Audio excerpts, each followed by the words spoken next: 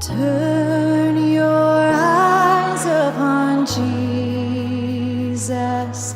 Look full in his wonderful face, and the things of earth will grow strangely dim in the light of his glory and grace.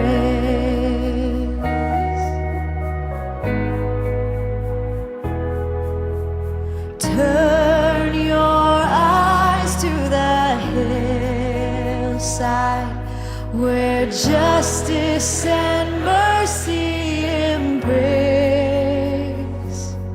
There the Son of God gave his life for us, and our measureless debt was erased. Jesus, to you we lift our eyes. Jesus, our glory and our prize. We adore you, behold you, our Savior ever true. Oh Jesus, we turn our eyes to you.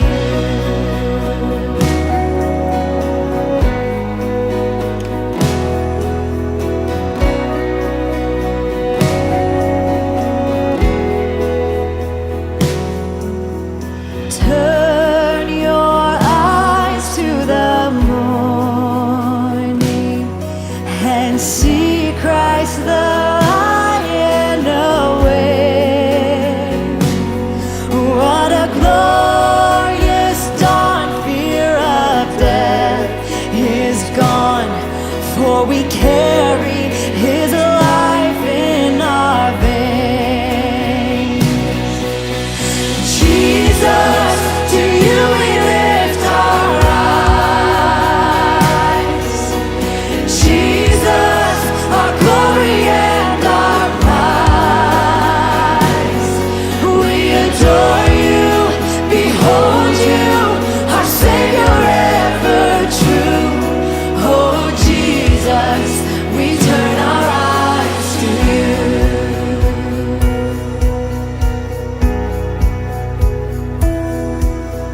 Turn your eyes to the heavens. Our King will return for his own.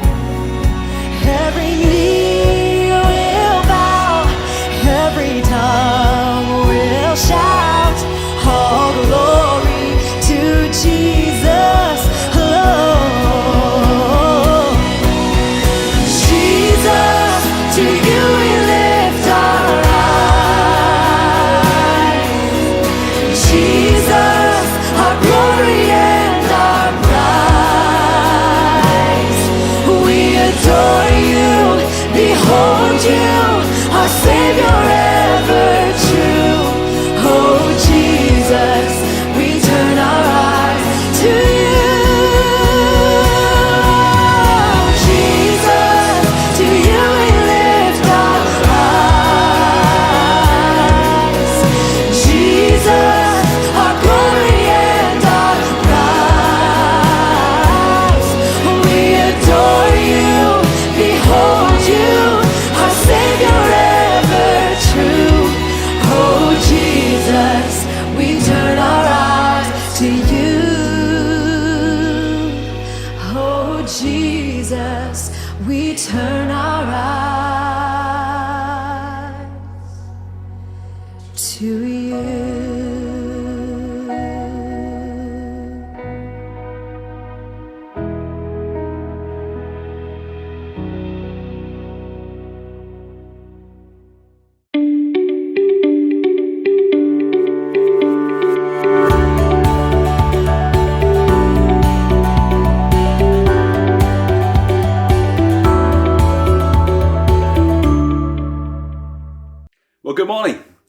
let me read the start of 1 Chronicles chapter 12 to you, though I'm going to drop out some of the names just for my personal ease today. Well, starting at verse 1. These were the men who came to David at Ziklag when he was banished from the presence of Saul, son of Kish. They were among the warriors who helped him in battle. They were armed with bows and were able to shoot arrows or sling stones, right-handed or left-handed. They were relatives of Saul from the tribe of Benjamin.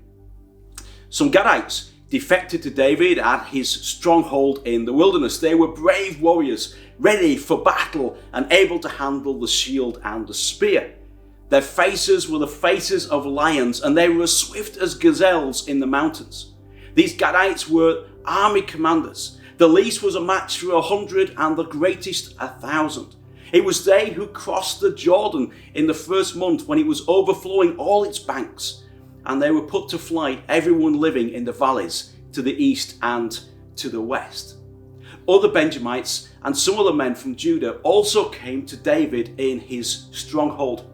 David went out to meet them and said to them, "If you have come to me in peace to help me, I am ready for you to join with me. But if you have come to betray me and to my enemies, when my hands are free from violence, may the God of my ancestors see it and judge you." Then the Spirit came upon Amasai, chief of the 30, and he said this, "We are yours, David. We are with you, son of Jesse. Peace, peace to you, and peace to those who help you, for your God will help you." So David received them and made them leaders of his raiding bands. And we will stop there at the end of verse 19. I thought that I had come to the end of Ezra. Since I wasn't going into the Nehemiah chapters when Ezra is briefly back on the scene, I thought that Ezra 10 was going to be the end. However, it seems that my newfound Bible hero has not quite finished with me yet. Ezra 9 and 10 tell us clearly that Ezra has been called by God to intervene because the people were living lives contrary to God's word by intermarrying with women from outside of the Jewish community, which, as we will recall, was something that happened previously and was a contributing factor to their exile in Babylon. And if you're not sure what all the fuss was about, then have a look back on my last couple of Ezra messages. Well, as the famous quote goes, those who do not learn from the past are destined to repeat the same mistakes of the past. And Ezra is keen to make sure that that doesn't happen to the Jews on his watch. However, as we've seen, the people need to be taught, and they needed a teacher in order to be able to do that. But Ezra would not be around forever, and so he pens the book of Chronicles, which would eventually be split into the two books that we have today. The first book, 1 Chronicles, focus upon David and how he goes into his own exile with the Philistines, and then how he comes out of exile, just like the Jews did, because of a faithful God. And then he shows us what he's able to do with a God in that post-exile life. Then, as we know from our time around a year ago when we were working through 2 Chronicles, we'll remember that this book follows the lines of all the other kings all the way through to how the Jews ended up in exile because they didn't follow David's example. It's a history lesson to the Jews. And so when we come to Chronicles, we need to see it as through the lens of Ezra, through his eyes. We need to understand his motivation and his experiences as he writes the different accounts that are going to speak to the exiles and eventually to us, to keep us on the straight and narrow, to encourage us to remain faithful to God, to inform us of the expectations that God has and how we should live according to God's plan. Ezra's motivation was that God's people don't fall into the same trap as those who had gone before, and so they could learn from the behaviors of godly role models. See, when we view these two books through Ezra's experiences, of which we're now quite familiar, we get a better sense of what it all means and how it all fits together, and that should enrich our reading and understanding of these books. For instance, in chapter 12 that we just read from, it's said in a place called Ziklag And Ziklag happened to be, according to Nehemiah, one of the towns that was inhabited by the Jews after the exile. And so we can almost hear Ezra challenging the Jews to look back on their heritage, particularly to King David, to stir them into living lives that were faithful towards God. And we do this ourselves. I would much rather hear stories of how this church was faithful to God in the past and how God moved previously here than hearing about another church that I've got no connection to. Great that God is moving over there, that's great. But the impact upon me is going to be bigger if I've got a connection to it. And Ezra here, he's kind of saying, this is what happened in the place where you now live. This is the history of these fields, these streets, this land. This is what happened here. These footsteps of David trod here. So be encouraged that this is what can happen when we live faithful lives towards God. Geographically, Ziklag was located within the area of Judah, but by the time Saul was king, it was controlled by the Philistines. And after Samuel's death, and with Saul trying to kill David, David and 600 men flee to the Philistine areas for refuge, putting him into exile. And whilst he's there, Achish, a Philistine king, gives David the town of Ziklag in order for him to be able to live there. And during the following months, David makes Ziklag his base for military exploits against the Amalekites. And many of Israel's disillusioned warriors flocked to join forces with David's private army in that place. And you'd have to say the reason was because God was with David. And we know that because the passage that we've just read said God is described as helping David. Last week, Harry spoke about the Israelites calling for a king to lead them, and by all human standards, Saul was the perfect choice. But by the time we get to this chapter, while Saul is still king, God has rejected him, and David has been anointed by Samuel. But David has not yet, the events have not been set into motion, has not yet come to pass. And David is in this period of time when he's not yet king, he's not yet made it, but he knows God has a plan for him. And here Ezra is recounting the story of one of the many ways in the Spirit of God works, and here specifically to bring and to forge unity between people. And what we learn from this chapter, and what Ezra is so keen to get across to the exiles, who, let's face it, are prone to making some pretty dodgy life decisions, is that the Spirit of God brings a unity that is not available from anywhere else. In the passage we read, there are 3 different times that some of what will be David's renowned mighty men first come to David. The first batch are Benjamites. That means they were from the same tribe as Saul. They're ultimately the king's family. The king who's incidentally trying to kill David. Perhaps only yesterday they were following orders to find David and bring him to Saul, but now they're joining up with him. It's not because these men feared David or were concerned about him. These were skilled soldiers. These were described as ambidextrous warriors who came equipped with bow and arrows, who could sling stones with both their right and their left hands. These mighty men were at the top of their games, fearless and skilled, and yet the enmity that was once there between them and David has now gone. There was a unity that now existed that transcended family and tribal connections and previous experiences. Then we have the Gadites. These were the descendants of Jacob's 7th son, Gad. And Gadites were the special forces of Israel. They were the Marines. They were the SAS. The tribe of God has been given a land on the east side of the Jordan before they even entered into the promised land. And that meant that anyone who came to attack Israel from the east, they had to go through Gad in order to be able to get to them. And Moses, who gives the land to them at the time, says Gad lives like a lion tearing at arm and head. These people were ruthless. Definitely not the type of people you would want pursuing your life like David had against him. Ezra says that these were men of valor, men trained in war, who could handle a shield and spear, whose faces, get this, were like the faces of lions, a reference to what Moses has said they would be. Ezra knows his Torah. These were people who would have been at the forefront of being after David yesterday, and yet today something has changed. That enmity has gone. Then there's more coming to David from Benjamin. Again, Saul's family. And it's at this point where Ezra starts opening up to the reader he starts to divulge some more information.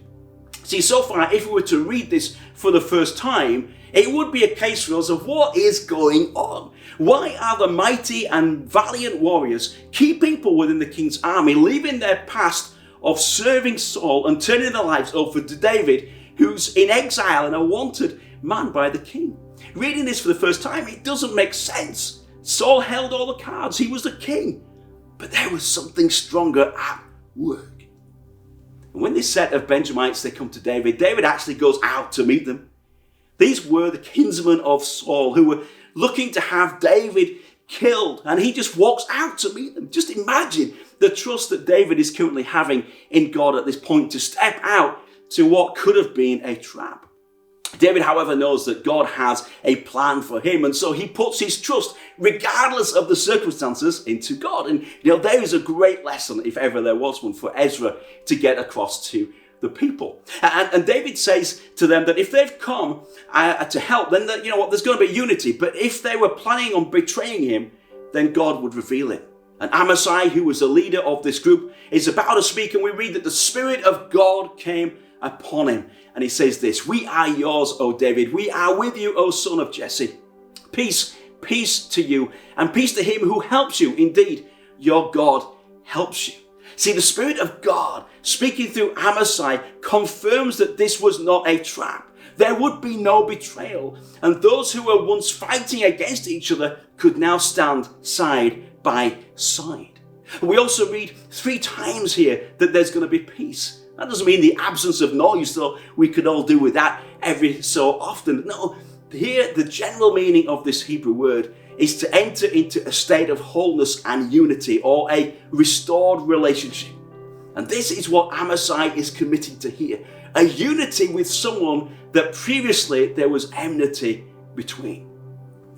These were people, soldiers, who had been loyal to Saul, who had likely been chasing David for the last few years. These are the ones who had been in hot pursuit. These are the ones who were looking to do him harm, and yet now they were coming to join with him. And that is because the Spirit of God was active, and where the Spirit of God is active, there is unity.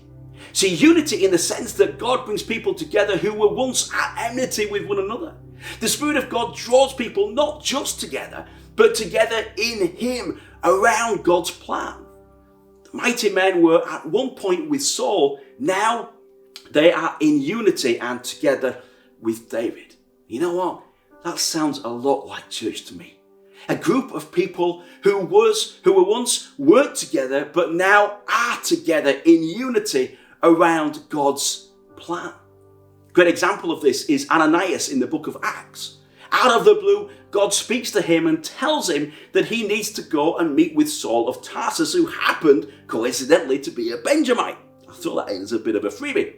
Now, I'm sure none of us would have had an issue in meeting with the Apostle Paul, but Saul was one who had been pursuing and persecuting the church. He'd been against the church in the same way that the Benjamites and the Gadites had been against David.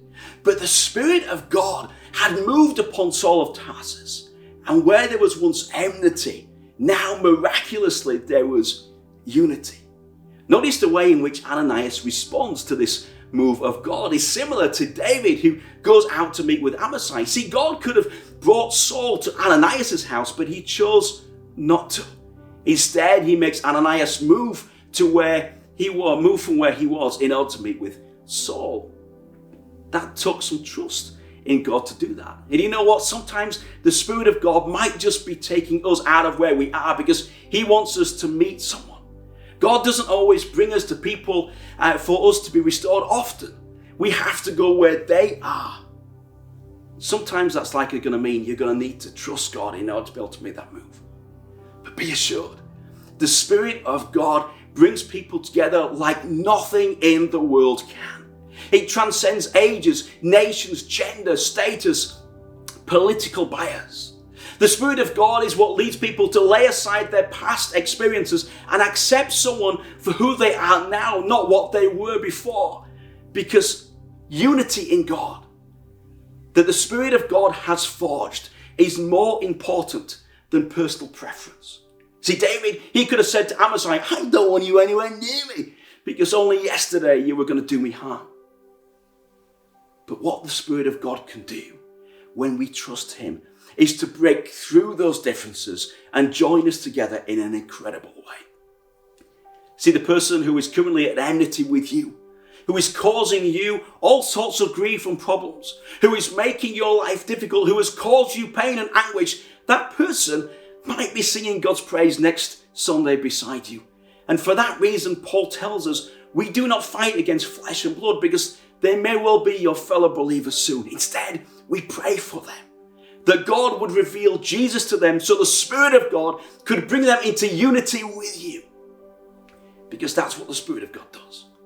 It's not to say peace and unity does not come without a price. Paul says that we should make every effort to keep the unity of the Spirit through the bond of peace. And that's a really important thing to do, because the Spirit of God will bring people together in unity, but the body of believers need to maintain that unity. And we do that by preferring each other, supporting each other, praying with each other, and loving each other. You know what? That sounds remarkably like church to me. Oh, there's freedom here. Who am I that the highest King would welcome me? I was lost, but he brought me. Oh, his love for me. Oh, his love for me. We sing.